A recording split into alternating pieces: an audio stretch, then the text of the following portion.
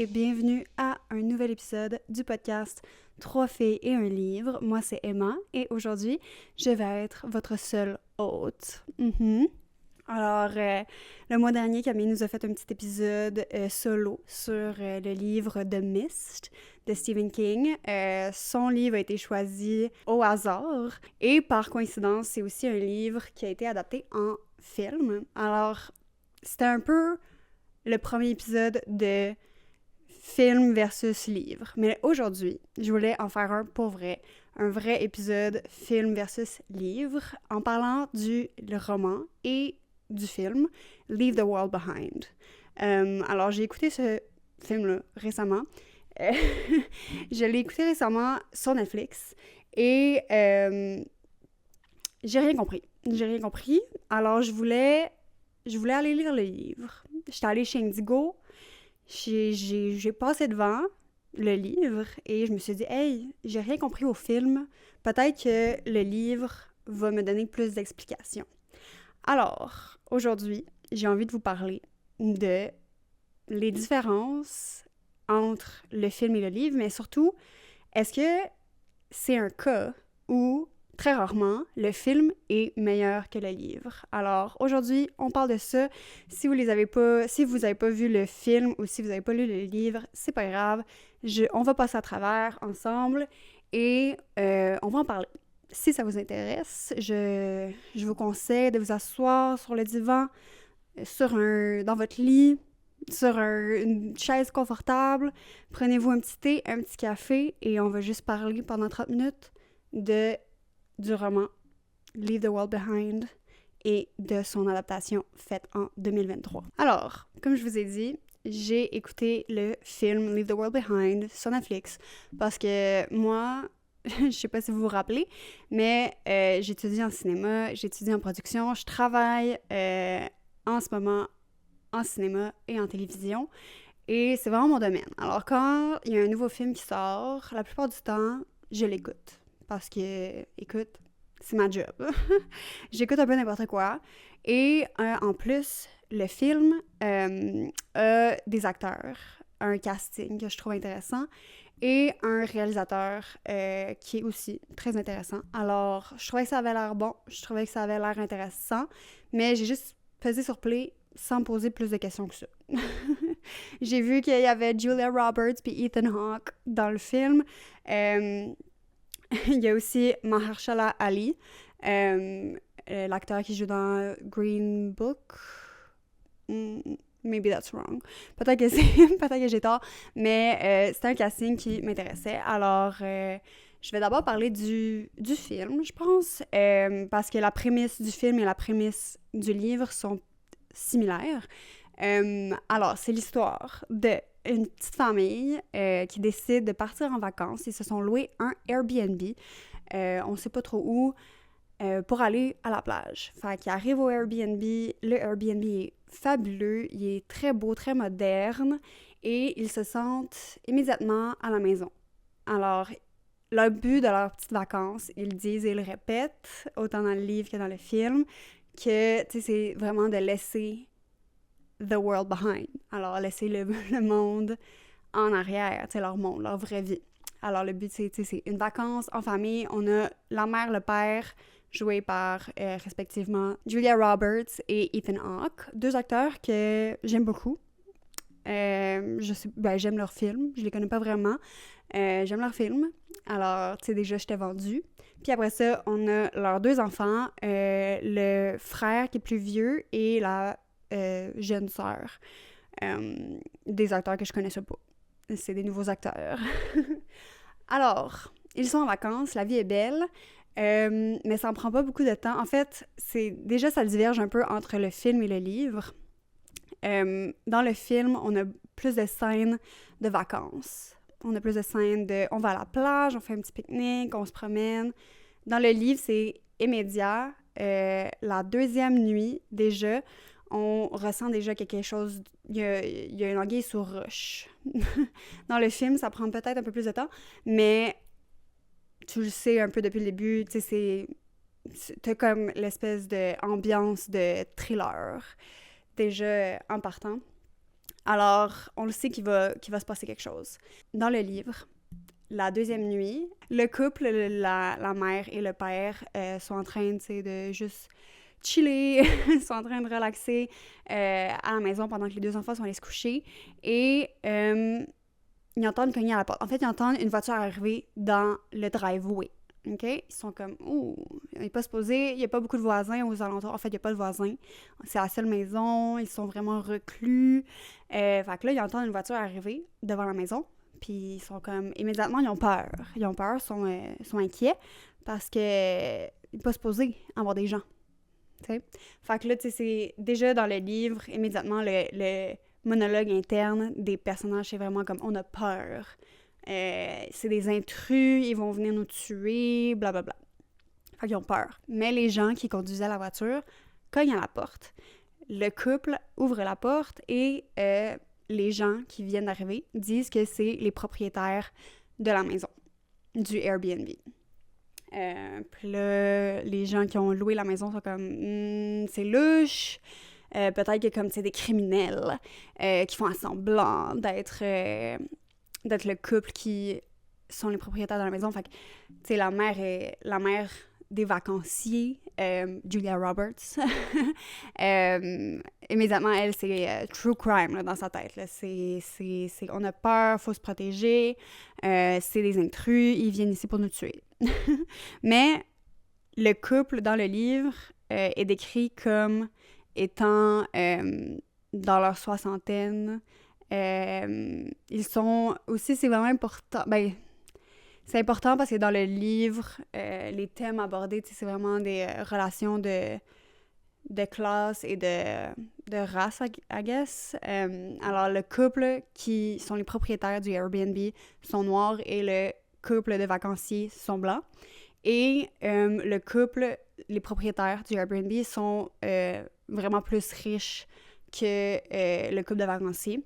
Fait que, immédiatement, Julia Roberts est comme, c'est louche, je comprends rien, mais comme, ben, ils ont vraiment essayé de nous faire croire que, tu sais, comme, peut-être qu'il allait avoir du danger, mais en tout cas, pour moi, ça l'a pas vraiment traduit parce que c'était pas le casting pour des genres de criminels, tu sais, un petit couple de 60 ans, là, qui arrivent dans leur Porsche, habillés parce qu'ils sont habillés, ils sont allés voir le ballet, fait qu'ils sont habillés très chic. Fait que, tu sais, pour moi, je sais pas, c'était pas le casting, c'était pas la direction artistique pour me laisser croire que c'était des personnages qui étaient dangereux, selon moi. Mais le couple de vacanciers sont vraiment... ils trouvent ça louche. Ils trouvent ça vraiment louche. Mais là, les propriétaires leur disent « Hey, il y a plus de courant dans la ville de New York. Il y a plus rien. Les téléphones fonctionnent plus. L'Internet fonctionne plus. La télé fonctionne plus. » Puis à la radio, ils disaient qu'il y avait une urgence, qu'il y avait un gros problème. Un problème généralisé. Fait que c'est pour ça qu'ils ont décidé de ne pas retourner à leur maison à New York parce qu'ils ne voulaient pas rester en ville s'il allait avoir du chaos, s'il allait avoir, une attaque, je sais pas. Fait qu'ils voulaient retourner dans leur Airbnb qui était plus reclus. Alors, ils ont décidé de retourner à leur propriété qui était devenue un Airbnb parce qu'ils se sentaient plus en sécurité dans cette maison-là. Fait que là, ils demandent au couple de vacanciers « Hey, est-ce qu'on peut juste dormir ici? On sait qu'on vous en demande beaucoup, mais tu sais, on peut vous repayer la moitié de ce que vous avez payé pour juste rester la nuit. On verra qu'est-ce qui se passe demain. » Puis là, s'ensuit de très longues pages de débats, de les couples qui sont séparés, qui se parlent entre eux. Les deux couples s'aiment pas vraiment. Les personnages, ils clashent vraiment ensemble. Fait que dans le livre, là, il est de 241 pages, OK? Mais ce fut tellement long. Cette première nuit-là, j'en pouvais plus. J'en pouvais plus. Puis la façon que l'auteur décrit tout, il décrit tout, en fait. Tout est décrit de manière tellement riche. Tu sais, c'est vraiment la tournure de phrases, les adjectifs utilisés. C'est riche parce que tu sais, à la place de décrire un son, il va décrire la texture du son puis la couleur du son. Il va décrire comment ça fait sentir les personnages parce que ça leur rappelle des souvenirs. En tout cas, c'est vraiment décrit, parce que le narrateur, il est omniscient et omniprésent.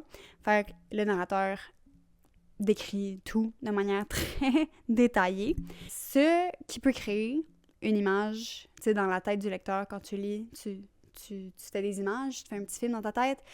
Ça peut créer des très belles images. Ça aide la lecture, ça aide à comprendre, mais après un certain temps, moi, je trouvais personnellement que c'était redondant, que c'était trop long, parce que bien que le livre est court, autant de descriptions étaient pour moi nuisibles parce que ça avançait pas, ça faisait pas avancer l'histoire, selon moi.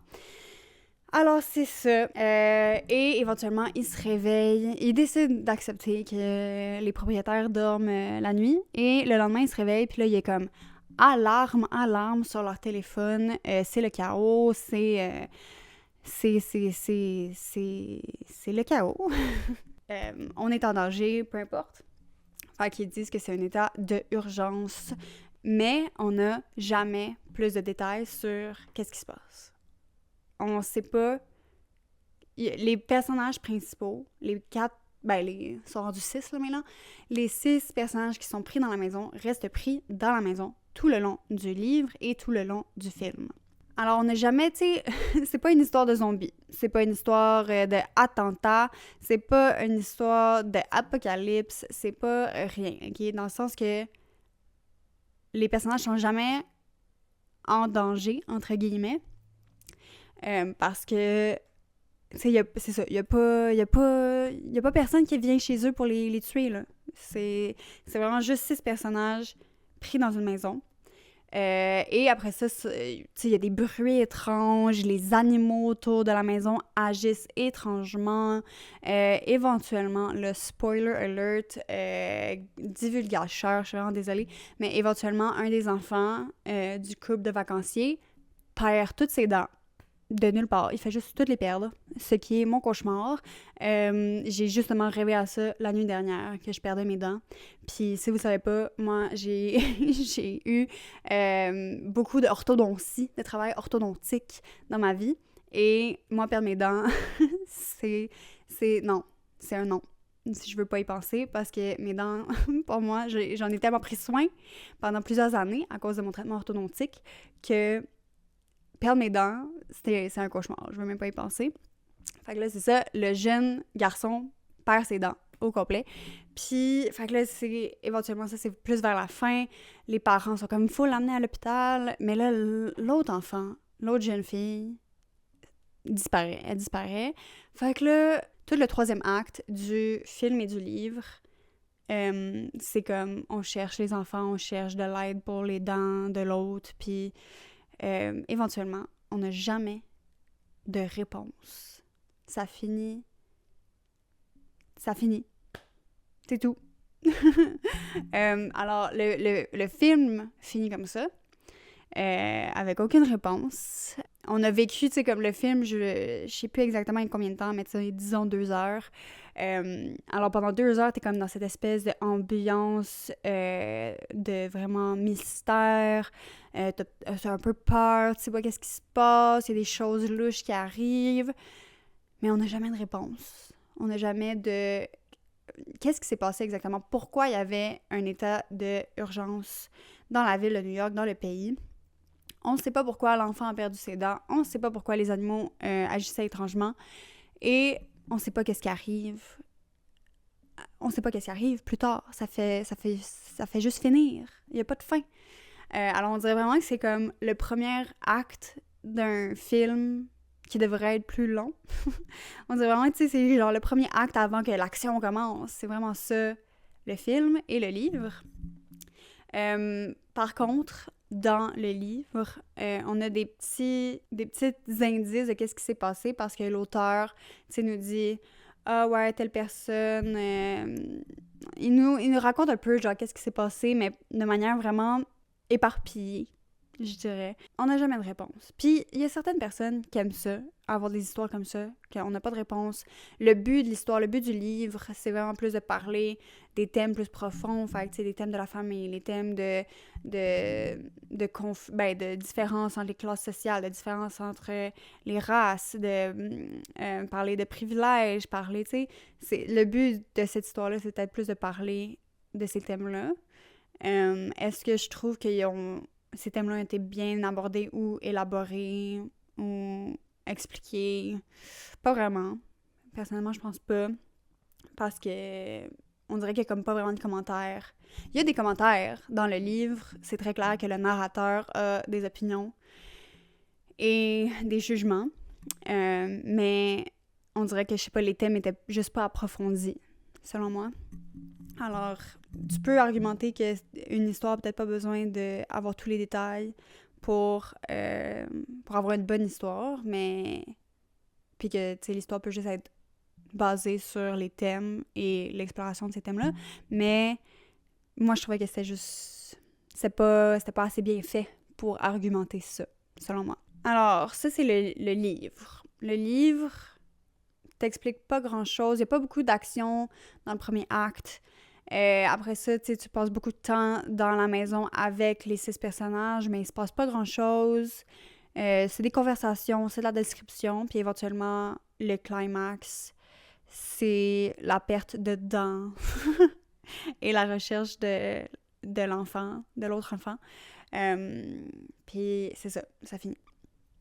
Dans le film, par exemple, il y a plus d'éléments déclencheurs. Avant vraiment que le couple de propriétaires arrive à la maison, il y a vraiment plus d'éléments étranges qui se passent. Il y a comme un pétrolier qui s'échoue sur la plage, des avions tombent du ciel, encore une fois, les animaux agissent étrangement. Fait qu'on a plus de petits éléments qui nous fait accrocher à l'histoire. Et éventuellement... les 2 propriétaires, le couple arrive. Dans le film, c'est pas un couple, OK? Je suis désolée, j'ai pas dit ça, mais dans le film, c'est pas un couple. C'est un père et sa fille.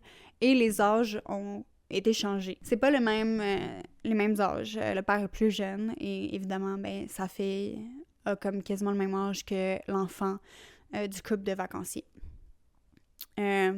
Alors, le film aussi explore des thèmes. Ça a dit que le film explore des thèmes de la méfiance entre étrangers et les préjugés raciaux, la dépendance de la société moderne à la technologie, la fragilité de la civilisation face à une catastrophe et les relations familiales sous pression. C'est tout vrai, c'est tout très vrai. Puis dans le livre, on explore ça. C'est exploré, c'est touché, mais est-ce que c'est approfondi et construit? Moi, je pense pas. Personnellement, je pense pas.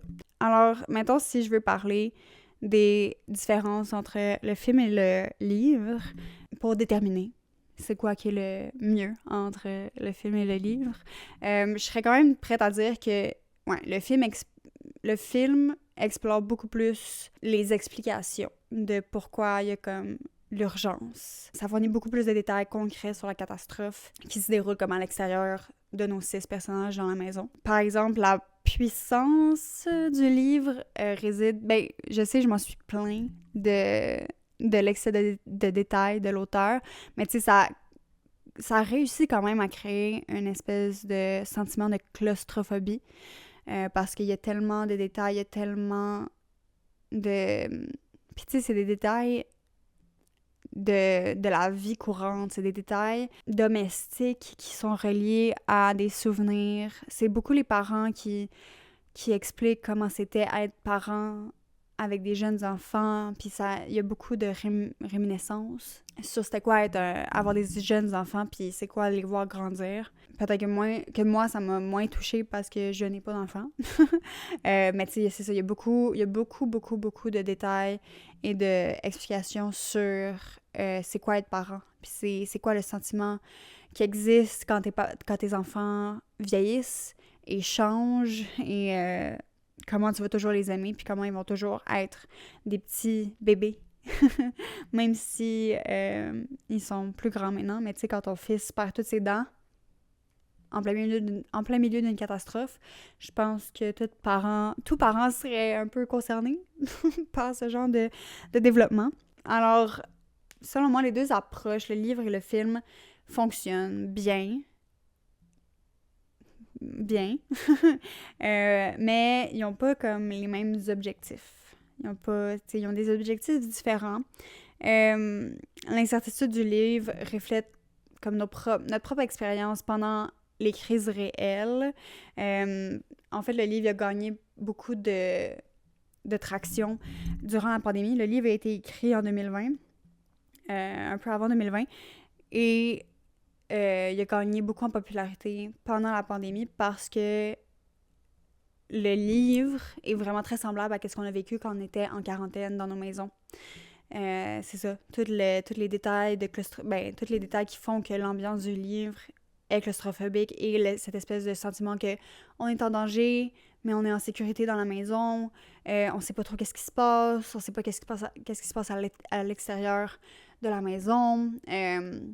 C'est toute cette espèce de sentiment de peur et d'incertitude est beaucoup exploré dans le livre et c'est pour ça que ça a été tant populaire durant la pandémie et je pense que c'est à cause de ça qu'ils ont décidé de faire une adaptation en film sur Netflix. Puis le livre a été adapté en 2023, il est sorti en 2023. Alors je pense que ils ont jugé plus pertinent de ne pas s'attarder sur à quel point l'expérience des personnages était similaire à notre expérience durant la pandémie. Je pense que c'était voulu de pas trop s'attarder à on est pris dans la maison parce que on a fait beaucoup de médias depuis 2020 qui parlent de on est pris à la maison, voici notre expérience, tu sais, il y en a eu. Puis il y en a eu des très bons, mais je pense qu'en 2023, on était rendu ailleurs, puis on était peut-être un peu lésés de ce genre de médias-là. Puis je pense que le film a décidé d'avoir une approche beaucoup plus cinématographique, beaucoup plus grandiose, beaucoup plus blockbuster à une espèce d'histoire qui est dans le livre beaucoup plus cérébrale. Ils ont décidé de adapter le livre de manière plus, cinématographique et apocalyptique. C'est ce qui, pour moi, fonctionne. Le film m'a diverti. Le livre m'a moins diverti. C'est peut-être juste moins mon style de médias, mon style d'écriture, mon style d'histoire. J'aime ça quand même, je sais que c'est paresseux de ma part, mais j'aime ça quand même avoir beaucoup de réponses dans les histoires que je lis, parce que, je sais pas, je commence un livre, je commence une histoire, je veux avoir une conclusion, je veux avoir tous les détails, je veux savoir qu'est-ce qui se passe aux personnages. Tu sais, ça fait 200 pages là, que je lis, que je m'attache à ces personnages-là, que je vis avec eux, puis je fais juste le livre fini, puis je suis plus avec eux. Ils sont plus avec moi. J'ai pas de détails sur qu'est-ce qui se passe sur leur vie. Est-ce qu'ils vont bien? Est-ce qu'ils vont s'en sortir? Qu'est-ce qui se passe? Est-ce qu'ils sont vraiment en danger? Puis, je sais que c'était pas ça le but du livre, mais c'est quand même quelque chose que j'aime. Tu sais, puis peut-être que j'ai été biaisée par ma lecture de autant de romans fantastiques, là, mais j'aime ça, avoir une arc de personnages complète. C'est mes préférences personnelles. Puis tu sais, il y a des petits détails là, dans le film qui, pour moi, étaient plus intéressants, comme la jeune fille, est comme obsédée par l'émission Friends, puis elle passe tout le film à comme vouloir écouter Friends, parce qu'elle l'a jamais écouté, parce qu'elle a genre 12 ans, puis on est en 2020, puis elle l'a jamais écouté. Friends, puis là, il y a plus d'internet, il y a plus de télé, fait que là, elle peut pas écouter Friends, fait qu'elle passe tout le film à vouloir finir Friends, puis à la fin du film, elle réussit à trouver les épisodes de Friends qui lui restaient, fait que tu sais, ça, je trouve ça intéressant, je trouve ça drôle, puis puis ça donne un peu plus de texture au personnage, parce que dans le livre, les enfants sont vraiment très passifs, là, ils n'ont pas beaucoup de dialogue ou de trame narrative, tu sais, ils font pas grand-chose. Ils font pas grand-chose dans le livre. Alors, l'épisode est assez long, ça fait une demi-heure que je parle. Je pense que vous pouvez un peu peut-être comprendre qu'est-ce que j'ai préféré entre le livre et le film. Puis, tu sais, c'est sûr que moi, je suis un peu biaisée, là, comme je préfère les films, hein, tu sais. Dans le sens que j'adore lire. C'est... J'espère, on a un podcast sur la lecture. Mais pour ce genre de livre-là, pour moi, le film était plus divertissant que le livre. Et il y a des choses dans le livre, des descriptions que j'aimais moins, des détails que j'aimais moins, des commentaires que j'aimais moins. Mais tout de même, je pourrais recommander le livre pour une petite lecture de plage. Ou peut-être juste pour les parents. Peut-être que ça peut toucher plus les parents. Mais tu sais, c'est ça. C'est un livre court, 250 pages à peu près. Puis ça se lit vraiment bien, ça se lit vraiment facilement. Peut-être que c'était juste moins, moi, le public visé. Alors que le film était peut-être plus pour un public comme moi, tu sais, comme quelqu'un qui veut juste être diverti, même s'il n'y a pas de conclusion. Puis, tu sais, le casting, puis le réalisateur m'intéressait un peu plus. Le réalisateur, c'est Sam Esmail, qui a réalisé aussi Mr. Robot, que je n'ai pas écouté, mais que j'ai entendu des commentaires très positifs sur la série. Alors, si je pouvais conclure, moi, personnellement, je pense... J'ai préféré le film, mais je pense que c'est un peu injuste de comparer les deux, parce que les deux naviguent pas l'histoire de la même façon et à travers le même prisme. Les deux ont comme un objectif vraiment différent. Alors, t'as quand même deux expériences différentes. Alors, je vous conseillerais d'écouter le film si vous avez rien d'autre à écouter. C'était pas comme le film de l'année, là. C'était pas... j'ai juste regardé ça, puis je voulais avoir plus de réponses, alors j'ai lu le livre, puis j'ai juste été déçue. Mais tu sais, ça, c'était mes attentes. Alors, c'est de ma faute. Mais c'est ça le livre que j'ai lu. Alors, je voulais vous en parler. Je l'ai lu récemment. J'ai vu le film récemment. Alors, je voulais vous en parler.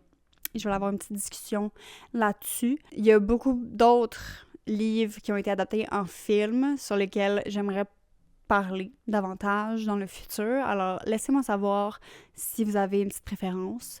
Ce qui est quand même vraiment drôle, c'est que l'épisode que Camille a fait sur The Mist, j'ai la même conclusion. Là. Le film, pour moi, est grandement meilleur que le livre.